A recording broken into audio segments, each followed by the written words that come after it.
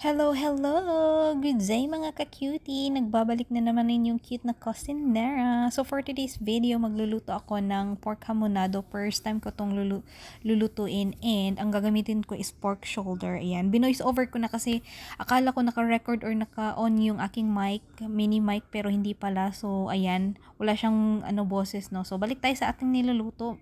Eto, magsa-start na nga akong gisa ng ating bawang at saka sibuyas. And na-marinate ko pala yan ng ating pork shoulder ng siguro 1 hour and 30 minutes lang sa toyo at saka pineapple juice. Yan. Gigisa ko lang siya ng 1 minute each side, no? Para medyo mag-brown-brown. And after that, ilalagay na natin yung pinagmarinita natin kanina.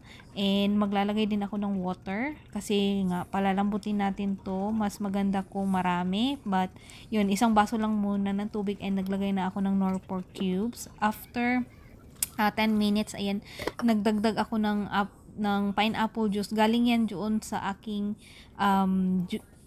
pineapple chunk na nabili yan. And ilalagay ko din yung half. And naglagay ako ng black pepper, no? So, ayan. Halo-haluin lang natin. So, patuloy na natin papakuluan yan for 30 minutes.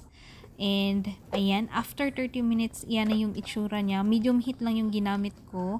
Babalik ta rin ko siya kasi nga malaki ito. Kasi pork shoulder yung gamit ko, no? Ayan, oh. Medyo nag-brown-brown na siya, guys. So, ayan.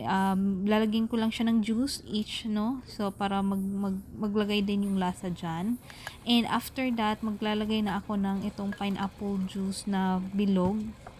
Papakuluan ko siya for another 30 minutes and maglagay na din ako ng sugar para kasi nga matamis ang pork hamonado, no? So ayan, after 1 hour and 30 minutes na pagpapakulo, ayan, luto na ang ating pork hamonado and ready na to i-serve.